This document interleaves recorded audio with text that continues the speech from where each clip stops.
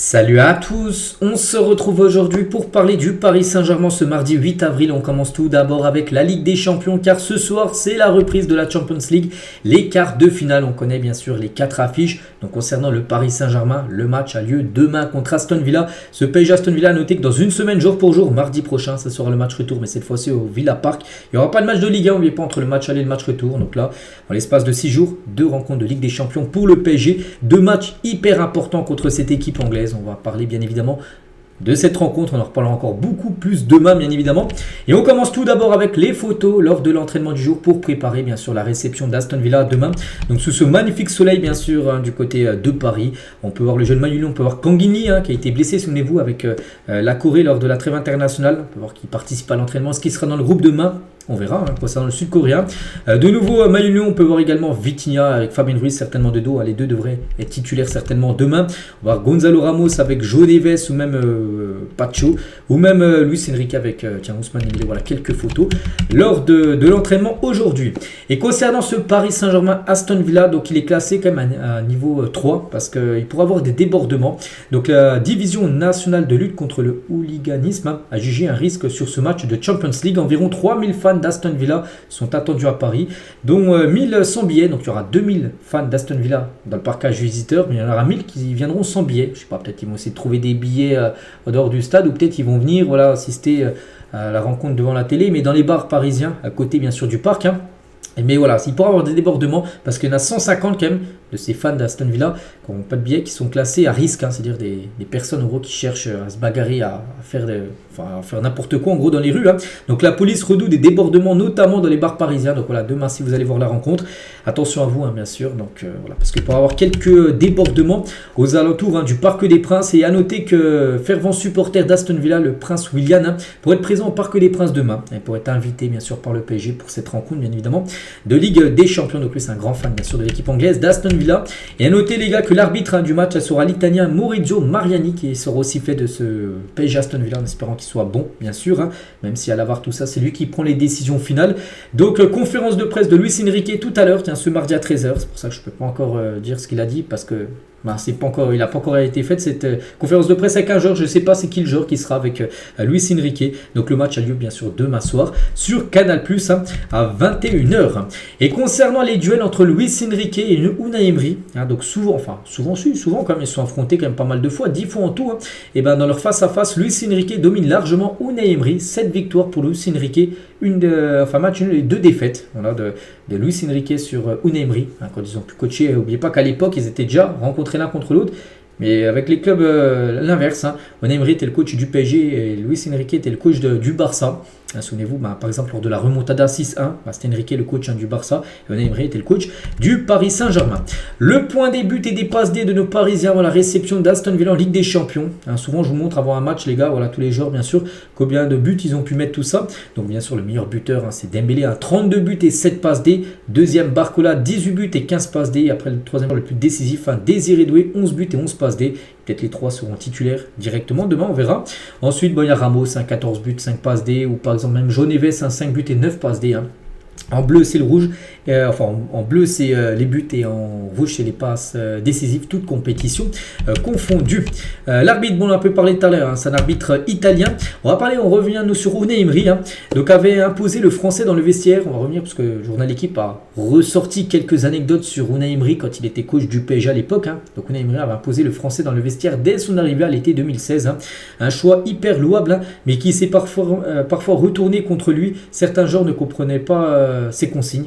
Des joueurs par exemple qui ne comprennent pas le français, des joueurs sud-américains ne comprenaient pas en gros ce qu'il disait des fois à Unai Emery. C'est un problème. On se souvient également des moqueries sur son accent à Unai Emery. Toujours avec lui, aussi une info qui sort de l'équipe aujourd'hui, de boulimique de foot et maniaque du détail. Unai Emery décortiquait tous les futurs adversaires du PSG, que ce soit Nancy ou Barcelone à l'époque. Peu importe qui l'allait affronter. Il regardait tout par rapport à l'équipe qu'elle allait affronter. Donc là on pense que bien sûr, maintenant les coachs d'Aston Villa il fait pareil. Donc là il a décortiqué tout ce qu'il y a sur le PSG. Il connaît très bien le PSG vu qu'il a déjà coaché cette équipe. Donc à la clé de longues séances vidéo, utile, mais parfois trop indigeste pour un joueur de foot, des fois trop long tout simplement ces séances vidéo. Et toujours avec le journal Équipe sur une autre anecdote, autant sympa que révélatrice sur Unai Emery, les salariés du PSG s'amusaient de voir le coach espagnol rentrer chez lui en Porsche et encore en survêtement avec le chrono autour du cou. Il mangeait foot, il dormait foot, confie l'un d'entre eux, voilà, donc, qui a fait bien sûr qui a été entraîneur du PSG, bien sûr Unai Emery, mais vraiment il vit foot, cet entraîneur. Donc voilà, maintenant il est entraîneur d'Aston Villa. On espère que demain il ne trouve pas la clé pour battre bien sûr l'équipe parisienne. Et ce PSG Aston Villa sera l'occasion aussi de revoir Rashford, qui a fait du mal au PSG il y a quelques années lors d'un match retour contre Manchester United, mais aussi Camara, qui joue en Ligue 1 à l'époque. En effet, en 2022, Leonardo était à deux doigts de recruter le Mancunien, donc Rashford, tandis que des discussions avaient eu lieu avec le Marseillais, donc Camara, via Luis Campos sur le point de s'engager à Paris. Il avait fallu venir aussi Boubacar Camara, du coup il était resté à Marseille, puis après il a rejoint la Première Ligue. Mais voilà, on reverra ces deux joueurs que le PSG a déjà affrontés dans le passé. Concernant les compositions probables, donc je leur montrerai demain, mais d'après l'équipe, ça pourrait ressembler à ça.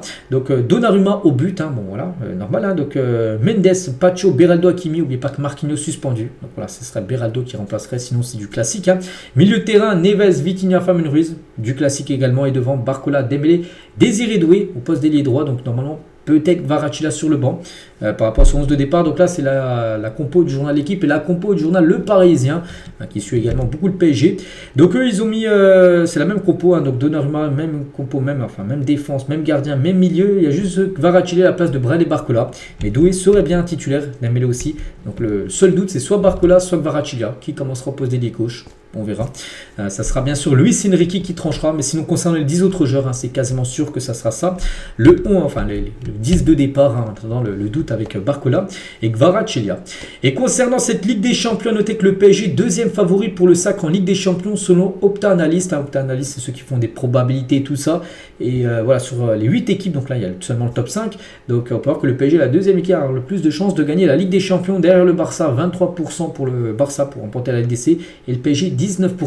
Bon après, c'est des pourcentages, bien évidemment, vous savez que la vérité se passe sur le terrain. Vous allez voir après le reste, 6e Bayern, 7e Aston Villa, 8e. L'équipe de Dortmund, seulement 1,5% de chance de remporter cette Ligue des Champions. On continue également avec les résultats du week-end pour les jeunes. Je ne l'avais pas dit hier, mais par exemple, il y a le U17 en championnat. Ils ont perdu 4-1 contre le FC Mantois, 78, pas un bon résultat. Et le U19 ont gagné, les 19 nationaux ont gagné 2-1 contre l'équipe de Valenciennes. Et on finit les gars avec Nuno Mendes, qui est en interview avec PSG TV. Et quel regard portes-tu sur la performance individuelle lors des 2 matchs face à Liverpool? Il était très bon, bien sûr, lui. Il a complètement effacé Mohamed Salah. Il a dit, c'est vrai que sur le plan personnel, j'ai réalisé 2 bons matchs. Mais ce n'était que 2 matchs. Je pense qu'on ne peut pas s'arrêter à cela. Surtout quand on veut rester au plus haut niveau. Je veux être jugé sur des saisons complètes. Parce qu'il faut travailler dur et sans relâche pour mériter les éloges. Bien sûr, les rencontres de Ligue des Champions vous permettent de grandir. Parce qu'on joue face à des adversaires de très haut niveau. Qui peuvent profiter de la moindre petite erreur. Et j'essaie de m'améliorer à chaque entraînement et à chaque match.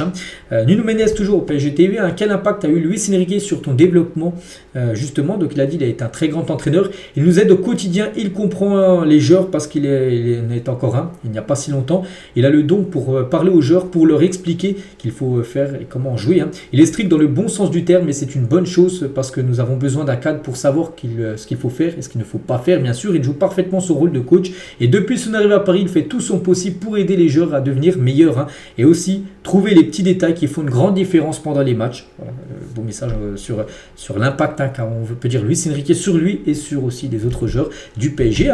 Toujours avec Nuno Mendes, donc il y a beaucoup de joueurs Portugal-Paris, on imagine que c'est spécial pour vous. Il a dit nous sommes très proches, que ce soit ici au campus, sur le terrain et même en dehors, dans la vie de tous les jours, ils sont souvent ensemble. Je pense qu'il est important de pouvoir partager des moments comme ça et quand on est dans une équipe, je crois que cela renforce non seulement notre amitié mais aussi l'esprit d'équipe et c'est quelque chose de très important selon moi. Voilà, quelques déclarations de Nuno Mendes pour clôturer cet épisode. Donc voilà les gars ce qu'il y avait à dire aujourd'hui. J'espère que ça vous a plu. On se retrouve nous demain mercredi. On parle encore peu, on a un peu parlé. Alors il y a quelques infos sur Aston Villa, mais demain il y a encore plus d'infos avec la conférence de presse bien sûr de Luis Enrique qui aura lieu cet après-midi. Allez, je vous souhaite une bonne journée et à demain.